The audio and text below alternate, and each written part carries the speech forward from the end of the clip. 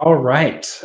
What does it take for university graduates to navigate the challenging yet exciting world of technology? Well, join us today for Campus to Career Strategies for Recent Graduates.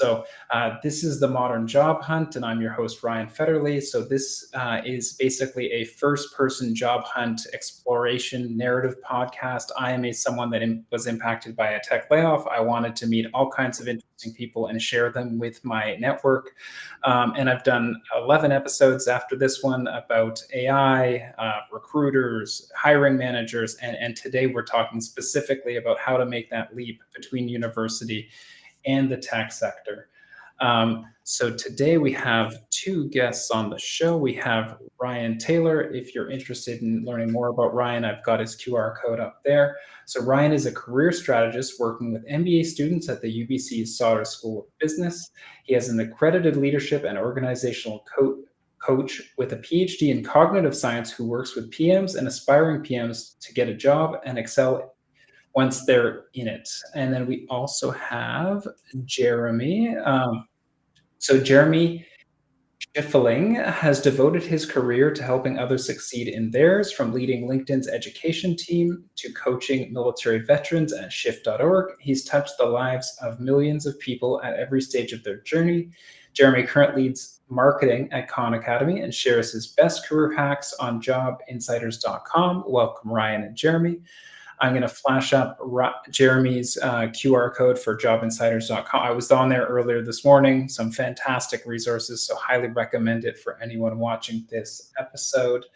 All right, so let's jump right into it. It's interesting that the kind of multi-links that I have in these two intros. So yesterday, actually, we did an episode on mental health, and we brought someone in from UBC, one of Ryan's colleagues from the IVET program, and he works a lot with veterans. So a kind of multi-link there. But yeah, we'll kind of jump right into kind of the transition from education to employment. That is kind of the core of today's topic, and then we can kind of jump into some sub pieces there. And so I'll make the first kind of pass to Ryan, as he's kind of coming from my former alma mater, UBC. So I'll give him the mic first on this one. Yeah, well, the thing about the transition from education, and this is something that we talk about a lot, is that people can get discouraged, especially if they've come out of their degree and they haven't yet accessed some of the career resources. And I say that just be optimistic and get started. And I think that a lot of the things that you can do in terms of finding a career can be a bit intimidating, but the reality is, with most of them, failure is not kind of a real failure. In Amazon, they have this idea of the two-way door, that if you go through and it doesn't work, you come back out. If you go and you do a bad coffee chat, people don't care. That's okay. Move on, try another one, and keep going. And so I would say to folks out there who are just transitioning or starting to get to that transition period, to just look out and see what the possibilities out there, maybe reading a book, maybe doing some networking, maybe starting to apply to things. For most of the things, the actual risk is not very high. So just get started. Jeremy, do you want to top up a bit? Yeah, no, I just totally agree with Ryan. I think that even during tough times, there's always opportunity out there, but the best opportunities are not just the ones that happen to be the sexiest brand names or the highest compensation, but are the things that are actually uniquely a good fit for you. And so what we can do, even during downtimes, especially during downtimes, is take that moment to reflect on what makes me unique. What's the kind of work that I love doing? How can I get back to that kind of moment again and again in my future career? And to the extent that, like Ryan said, you can reach out to alumni, learn from these experiences. You can find that Venn diagram overlap between what you've loved doing in the past and what you can do again in the future. Well said. And something that I always love to tell students is you have this student card in your pocket, and this is a once in a lifetime opportunity. And I learned this while I was at Sauder. And the second you put that down, people say, oh, this guy is here to learn. He's not here to challenge my job. He's not here to take my job. He just wants to learn. And I think you can build relationships faster with that student card. And then when you need to come to someone and say, I need a job, then you already have developed that relationship. So I'm curious if either of you guys talk about the student card as part of your education process? Yeah, absolutely. If you're just if you're in your degree, then that's a perfect time, because as you're saying, I mean, people think this person is there to learn, but I think that people maybe overestimate how intimidating, or how, I don't know, how bad it is to do networking after you finish your degree too. I think that there's kind of a mindset thing going on. As we were saying before, that optimism is really important. But I think if you're going with a mindset of, I'm going to build community with people, as you're doing with this podcast right now, Ryan, I'm going to build community, I'm going to be curious, I'm going to be kind, then it's really hard to really go wrong if you have those mindsets, right? So if you just arrive in that coffee chat, and for me, I say I'm a broken record that just says networking, networking, networking. Or if you prefer community building, some people don't like networking, it seems a bit transactional. You say community building, I'm just going to get out there and meet with people. And you do that, then, I mean, what does it look like to fail at having a nice chat with somebody, asking them what it's like to do their job? And then also, people often forget that even if you're a student, you might have really a lot to offer to the other person. I mean, they maybe don't know what social media Gen Z is using right now, right? They maybe don't know about the things to visit in the place that you're from. So even by just putting that in the coffee chat, like, how can I be helpful to you? You'll be surprised at how helpful you can be. Even if you think, I'm just a student who's 24 years old, you've got a lot to offer there. Yeah, and I think that different generations have different priorities. So I think that, like, to Ryan, or to Jeremy's point about the Venn diagram, if you understand where you fit in the Venn diagram, and you go kind of deep in that area, it may be something that an older generation just is not as curious about. And that's really what sets you apart. Absolutely. So we do have let's see, I'm going to jump into years of experience. So this is one also that I'm constantly getting feedback from people trying to kind of branch into their next thing, is the 3 years experience line at the top of the list. And I had some recruiters on, and they were saying, 40 to 80% is all we expect. If you hit 100% of the job requirements, it's too much. So how do we have these conversations with younger professionals that are really learning what is a qualification, what is the actual years of experience, and how do I kind of evaluate all these things? Yeah, I can speak to that if you want, Ryan. So one of the interesting things is that, a lot of times when we're just starting out our careers, we have this mental model of, if we are not 100% qualified for a job, we're out of the running. And that actually turns out to be completely incorrect when you look behind the scenes of what recruiters are looking for. So I'm just going to show you something right now, which I think is totally mind-blowing, and I wish I had known 20 years ago. And that is that when you are thinking about sort of what a recruiter is looking for, there was a company called TalentWorks that did this analysis, and they sent out all these different variations of a resume that were 20% qualified, 50% qualified, 100% qualified, and they saw which ones actually got interview offers. And it turned out that you actually had a better chance of getting an interview at 50% qualified than 100%. You might think to yourself, like, why would that be? Wouldn't you prefer, all things being equal, someone who's completely qualified? Well, the problem, of course, is that a recruiter is not paid just to bring in the most qualified candidates. They're paid to fill a job, to get an actual human body in that seat. And if you bring in someone who's overqualified, who could do this job in their sleep, chances are they're going to be a great interview, but they're not going to accept the offer. They're going to go for something that's a little more exciting, versus someone who comes in with enough knowledge to be dangerous on day one because they had a great experience at solder or wherever, but is still hungry to learn. That's the sweet spot. That's the person who not only crushes the interview, but also takes the job. So don't be freaked out by those things, because you really only need to be a little bit of the way on your journey to get your foot in the door. Yeah, it's definitely a challenge, but by no means an unsurmountable challenge. On the one hand, you have the candidate that has some idea of their skills, but often doesn't even necessarily know which of the things they know are most valuable in the economy. And on the other hand, you have jobs out there that the candidate, the student or recently graduated person is trying to figure out. And so that's something that as a job seeker, the student has to do. They have to familiarize themselves with what exists out there, what jobs exist. And it's changing all the time, especially with ChatGPT. Now, all of a sudden you see prompt engineer, you see AI product manager. Maybe you saw AI product manager before, but you see AI in all these job titles now that you might not have seen in the past. And you don't know that they're out there unless you actually get out there. And I mean, one good way to do this, as I was saying, is get out and start building community, chatting with people, browsing around on LinkedIn to see what's out there. But it's this real challenge for students to figure out, to calibrate their sense of who they are and figure out how that fits with what organizations actually need out there. That's a real challenge. And I think the way that you do that is through education. I think it's a sort of mixture of self-confidence and humility. Those two things aren't actually in contrast with each other, and it's important to kind of build both of them, especially as a young person, as a person who's entering the job market, because if you build those and you properly calibrate them, then you get a sense of where you really can fit and where you can do a lot of good.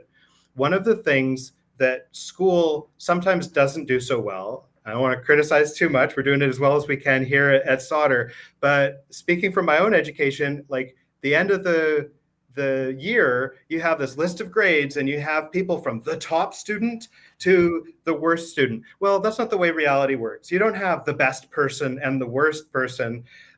You have just people with different skill sets, and some of those skill sets are better tuned for a university setting. But actually, when you get out into the real world, maybe the fact that you helped your uncle doing X and Y makes you the ideal person for whatever this is out there. And so just sort of, I mean, there are some jobs where they look at grades. It's not nearly as many as people think. You have to get out there and figure out what skills you have and figure out what things people are looking for. And this is, again, you have a job. Often our students will have in their mind a list of most prestigious to least prestigious job. And I think it's unhelpful. The world is not a ladder. The world is not a set of grades.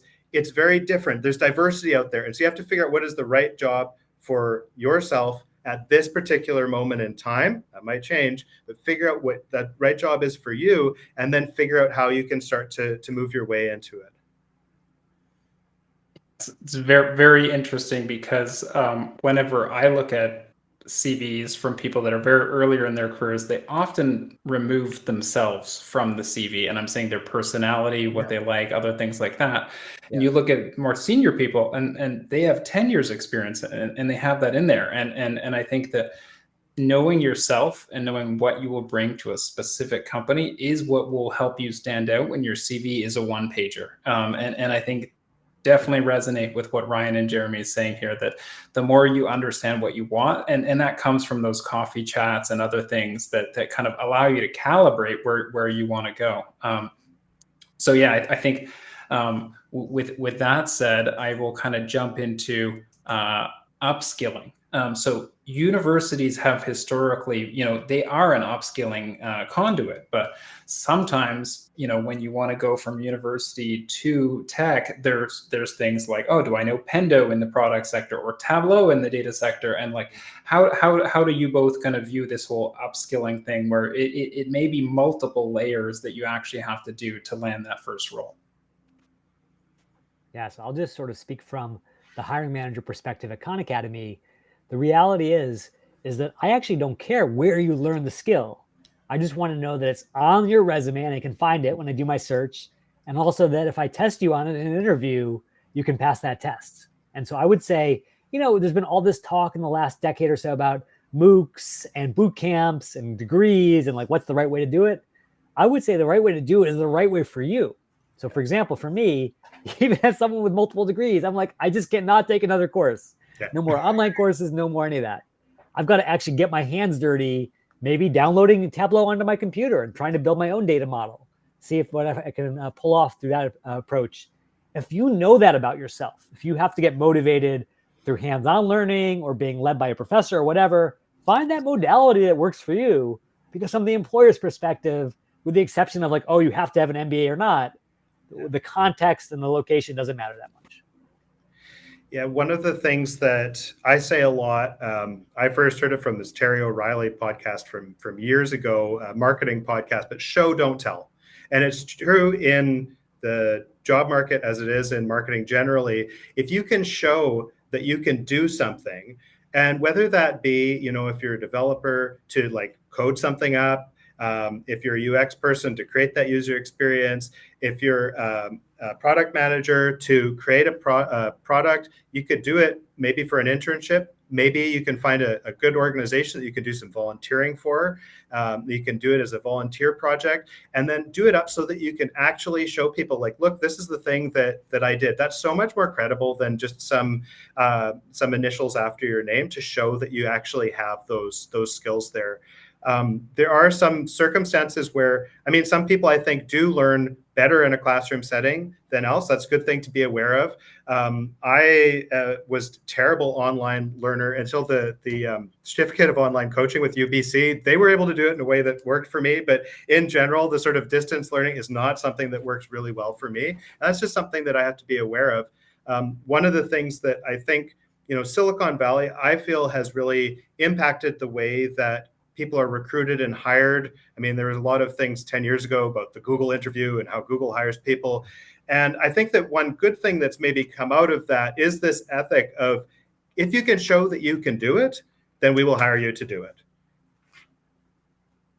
Yeah, I personally resonate with Jeremy's approach. And when I set up this podcast, I didn't even know if it was recording on the first episode. And I just was like, hey, I'm going to do it. And then when it finishes, I'll find out what happened to the feed and all that kind of stuff. And so I'm very much like this is a problem for me. I'm just going to jump in and fix it. And I think for those of you going into product that are listening, that is something that I would 100% evaluate if I was a hiring manager, because it's like, if this person doesn't have that insatiable itch to just fix a problem, they probably won't be a great product person. And so really, and I'm seeing a lot of people, like I had Bosky, a product coach, on this podcast a couple episodes, and she's doing this approach like Ryan mentioned, where pairing people from different skill sets together to like come up with small products and things like that. And I'm seeing a lot more hands-on learning and interdisciplinary learning, which is really great.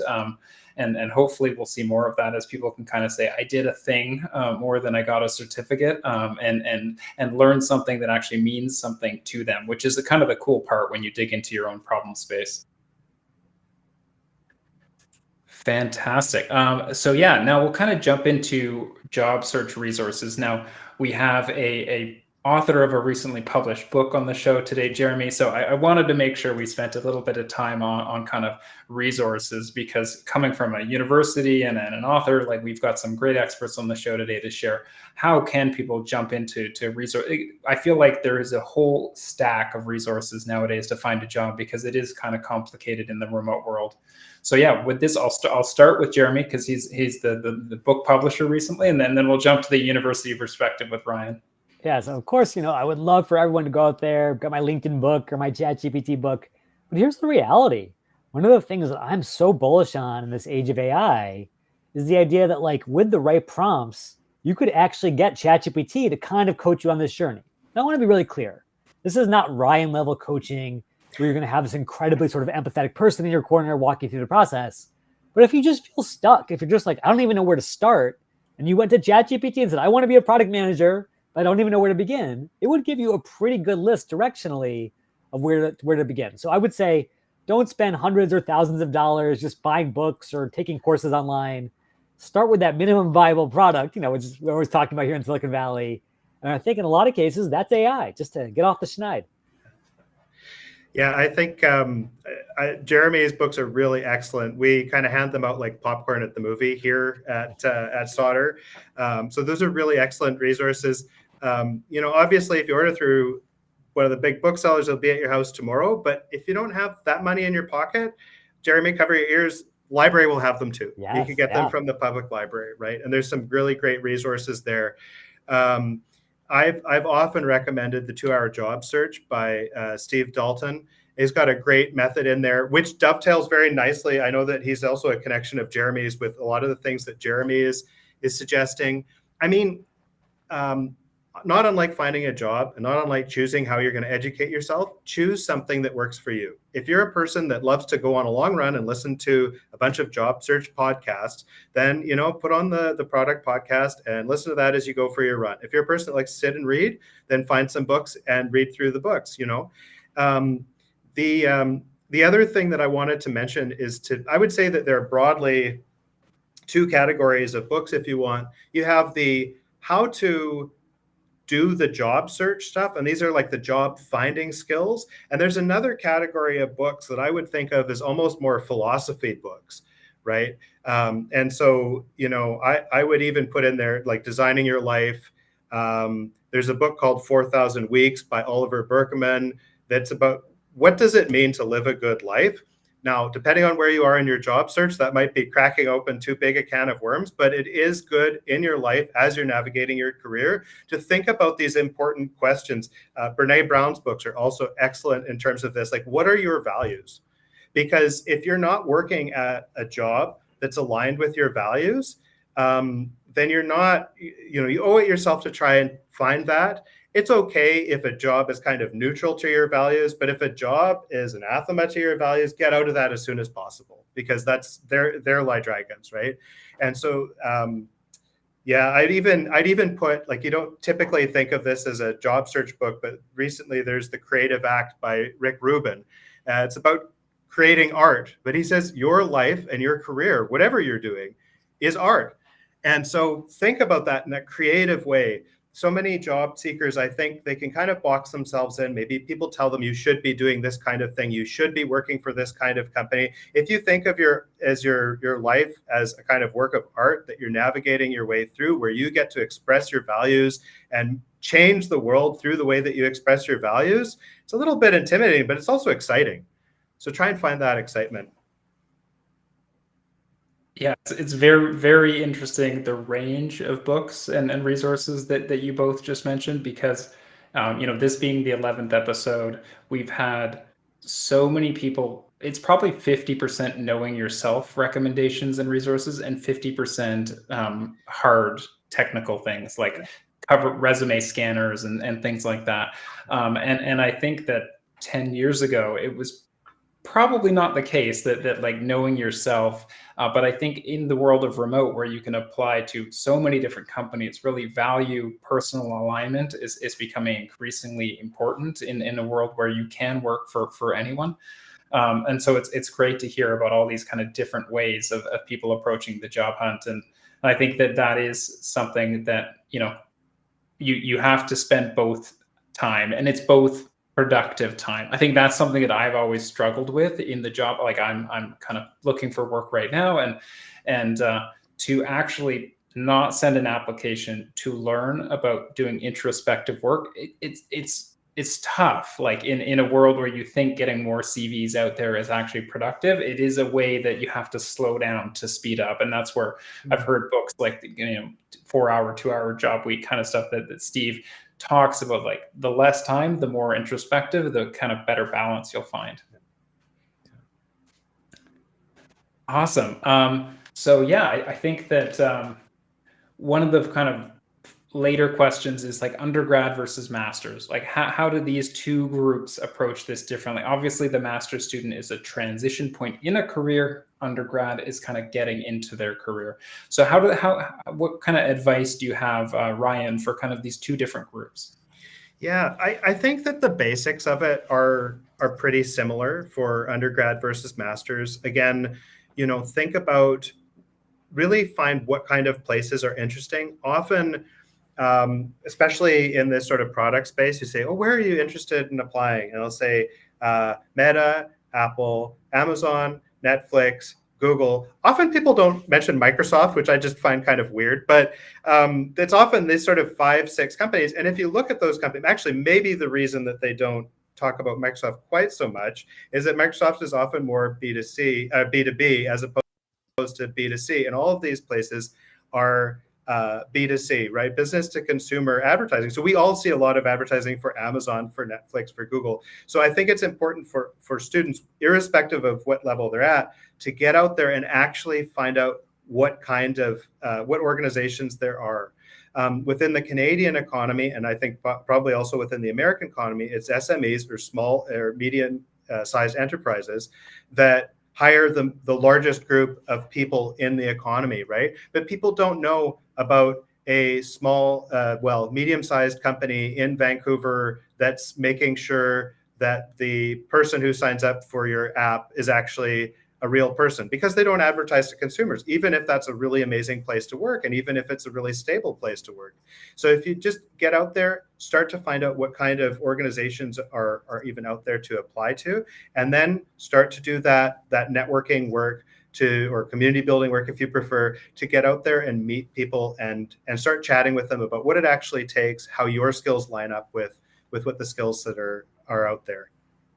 Yeah, I totally agree with Ryan.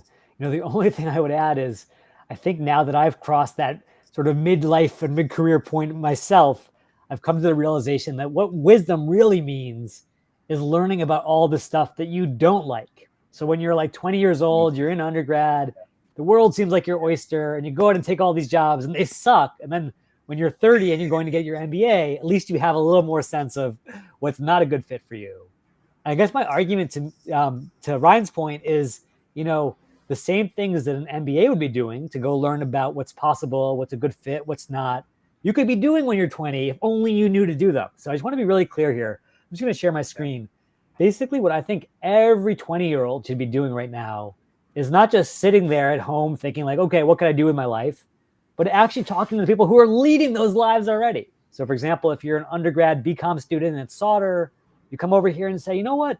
The only thing I really know about myself is it has to be something focused on sustainability. I don't even know what that job looks like, but I want to see what's possible.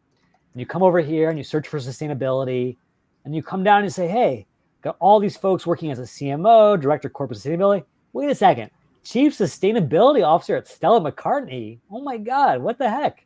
And so all of a sudden your eyes are open to something that you didn't even know existed 5 seconds ago.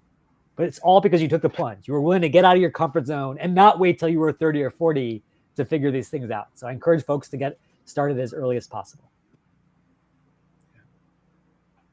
And I think that one of the interesting things about the whole coffee chat thing is expect no. Expect no response. And I think that that's something that like I always coach people on. It's like send 5. You're probably going to get 1 or 2 back, but 1 or 2 is better than 0. So 1 or 2 is always better than 0, and you're always learning and pushing towards the end objective.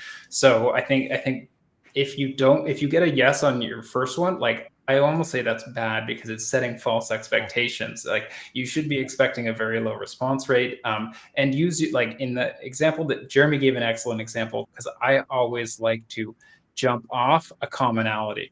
So if you're in Sauder and you see someone in Sauder, the response rate will increase. So try to tie in your message about, hey, I'm a Sauder student. I saw you're a Sauder alumni. Can we talk about this thing? And so now we'll go on the flip side. And what are some of the mistakes that you see people doing in the job market, either while they're leaving school right now? So I'll pass it to Jeremy first on this one, and then we'll go to Ryan. Yeah, so obviously the number one mistake, and we don't need to beat this drum anymore, is just not being true to yourself, right? I think the danger, especially with business school, is that it's such a social degree. There's so much comparison. Oh, you got a job at Google, you got a job at McKinsey. I guess I better get those jobs too. So not falling prey to FOMO, that's number one. But number two, I think is once you're out there, once you have a sense of what's right for you, then not thinking the way that recruiters think is probably the biggest mistake that I see. Because we say, okay, I see that the easiest path or the path of the least resistance is to apply online.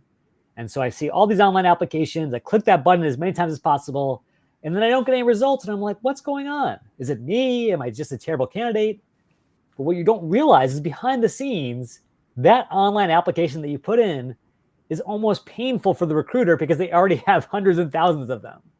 And so what I would argue is if you think about how a recruiter is trying to find really talented, qualified candidates that they can trust as fast as possible, you will quickly realize that just submitting a cold sort of stranger application isn't a great fit. Instead, if you can have someone go to bat for you. So for example, if you want that job at Stella McCartney, having that Sauder alum say something really nice inside the referral system actually makes the recruiter's job so much easier, because now you're not just another rando, filling up their applicant tracking system. You're someone they can trust, they can count on, and they can put their own reputation on the line for yours. And so once we start to think a little bit more like recruiters, it becomes a little more obvious what we need to do. Yeah, I really very much agree with what Jeremy says. I'm going to slightly twist the question a little bit. I would say not starting is the biggest mistake. And I see students that they don't start out of a bit of anxiety. And I would say just get started doing something. Just talk to people. As soon as you get started, it becomes a lot easier. And I think that once you get started, I mean, obviously the quality is really important of what you're doing. And part of the way that you can kind of improve that quality is by chatting with other people, seeing what works with that networking, asking people to tell you, how does this resume look? Maybe if you start, not maybe as like the intro when you just first start talking with them, but after you do a few coffee chats, you start to get to know people a little bit better, and then it becomes easier to just ask that question, like, how does this look, to get that feedback. If you're at the university and you have access to career coaches, we're really kind of underutilized a lot of the time. Now, I know at UBC Central there is quite a lot of demand, but I think I still have a few hours for people to come in on a weekly basis. I'd love for them to come in. I mean, it's not like I'm twiddling my thumbs here, but I wish that my students would come even more than they already do, because we know that people that come to their career coaches at any university, they tend to land jobs earlier than people who don't, and they tend to get higher salaries than they don't. And I would say, just based on personal experience, having talked with people who've come chatted to me, they are more aware of what they like than folks who aren't. One of the things that I haven't mentioned yet, that's something that somebody's sitting at home and they want to get started with something, and they're feeling like they don't know what to do. If they go to VIA Strengths, which is out of the University of Pennsylvania, it's highly, you'll recognize the names of the people that put that together, and it's looking at strengths of character. And if you fill that in, it will tell you what your strengths are as a person, your character strengths. And that, on the one hand, it can help you to better express the things that you like, that you're good at, that you care about. On the other hand, it's just great to read a list of strengths that you personally have, because we sometimes forget those. And if you look down that list, a lot of those are things that are maybe not traditionally valued within a university education. I think we're getting better at it. But it can be a reminder that the fact that you're the person that always calls your grandma on the weekend, that means that you're kind of a connector. They care about people and that you're empathetic. And that if you're going into a job where those things are valued, that's going to be a huge asset to you, right? But nobody's graded based on how many times they call their grandma. But call your grandma, should like.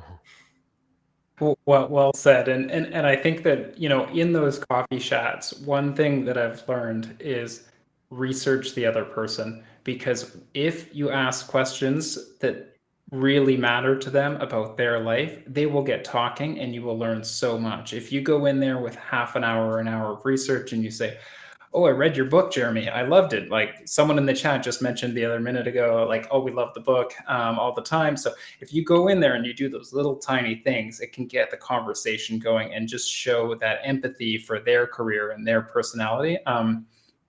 And one tip for any student out there, what I did this year, which I think I'm going to try to do next year, is I have a Google Sheet.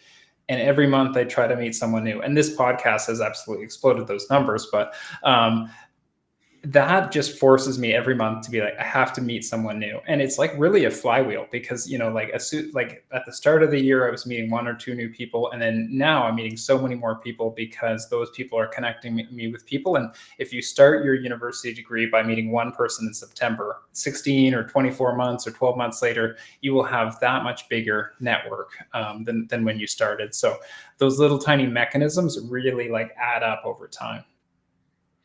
If I could just add to it, my manager, Mary Cowan, one of the things that she says is, if you are going on a coffee chat with somebody, a good rule of thumb, don't ask anything you could Google.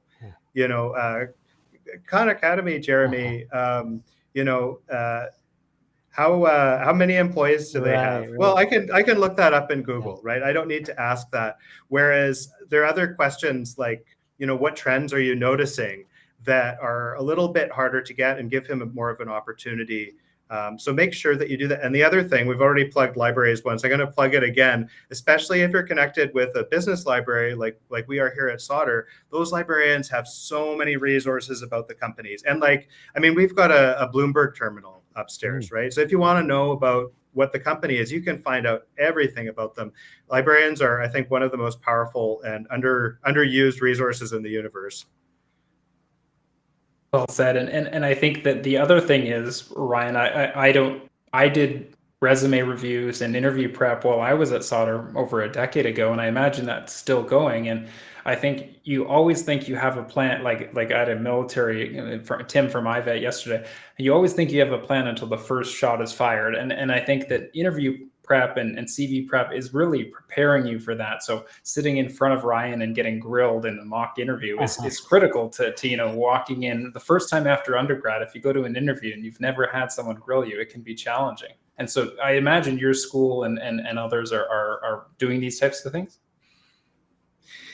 Yeah, absolutely. We set up mock interviews for the students. I think that's the only, it's funny you mentioned that, because that's the only time when I'm ever really intentionally a bit mean to the students. And I always say, do I have your permission to be kind of obviously, if an interviewer is being really rude, then they're just foolish, because they should be nice so that you want to go and work there. But I'll be a kind of dry interviewer, just the facts, not laughing at their jokes kind of interviewer, because they're not likely to encounter anyone that's quite that harsh. And to give them a little bit of practice. And those are just some of the other resources that we do have within university career centers. So yeah, visit your career center for sure.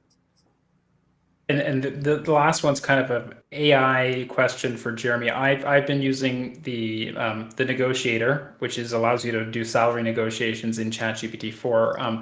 What other kind of tools around AI do you think are great resources for people to use in either mock interviewing, mock negotiation, anything like that you can have found? Yeah, for sure. So I think AI is really great for every stage of the process. So for example, if you were to say to ChatGPT or Bard or Microsoft Copilot, I am an MBA student at Sauder. I am passionate about working in renewable energy, and I have a deep skill in data analysis. What are 10 job titles that might be a good fit for me? You're going to be really surprised. You're going to get stuff that's not just be a consultant, be a banker, but that's stuff that's out there, but you didn't even know existed. So definitely use that for career exploration. And the same is true for resumes. You could say, here's a job description. Here's my resume. Tell me what are the most important keywords and which ones are missing from my CV. And the stuff that you might have paid VMOC or JobScan for even a year ago, you can get for free right now. So that's great. I think the interview stage is the most interesting because it's the most human stage. And so you might think, oh, AI can't really help there. But I do think that AI has a lot to offer. So even just coming up with really good answers, you could say, ChatGPT, here's the interview question, behavioral question. Tell me about a time that you worked cross-functionally in your organization. Here's my CV. Give me a star answer. And it will actually take stuff right out of your resume and reformat it in a framework that you've learned from Ryan. So it's get you ready for prime time. But the hardest part is the delivery. How do you come across as warm, empathetic, charismatic, even if you're feeling super cold on the inside? And there are all these great tools now, things like Udly, things like LinkedIn has a free interview prep tool under the job section where you can actually practice delivering this answer. You can get a sort of recording of it the same way that, Beyonce or Taylor Swift or Messi or Ronaldo would do to make sure that their performance is really spot on. And then finally, you can even get feedback on the stuff that would be so tedious for Ryan and me to do. Counting the number of times you say, calculating the speed at which you speak or the pitch that you're using. So all these things we can control to make sure that our perception is really as sharp as we want it to be now can be helped out with the power of AI.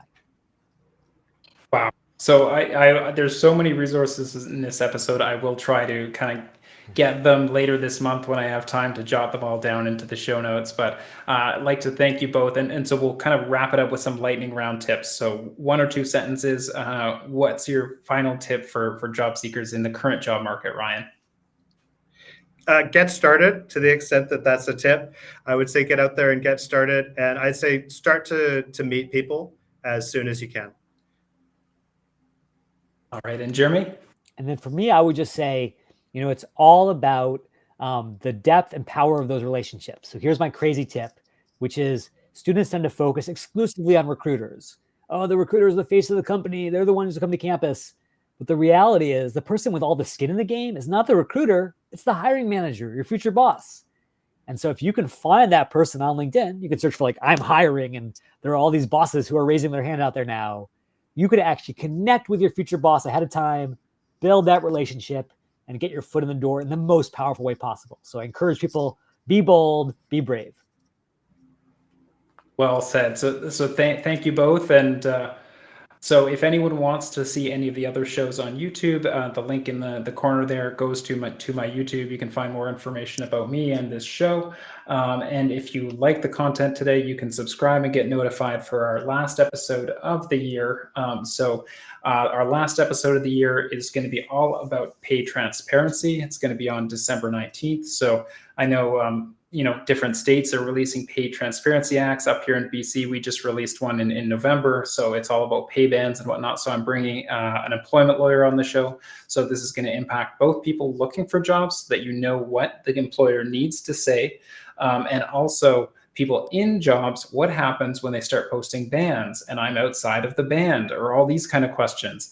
So we'll be talking all about that, kind of how pay transparency is both active in Canada and the US, and how kind of people both in jobs and looking for jobs can reflect on that. So I should be getting that episode up to register in the next couple days. And so you should be able to see that. And again, it's December 19th. But I want to thank both our guests today, Jeremy and Ryan. Fantastic insights, and thank you both. And if you do have any questions for Jeremy and Ryan, post them on LinkedIn. These guys have been super active ahead of the show, so I'm sure we'll get back to you. And take a look at I'll flash up Jeremy's site one more time so everyone has a chance to scan that QR code and find his books and resources. So thank you both for an amazing talk today. Thank you. Good luck, everyone. Thanks.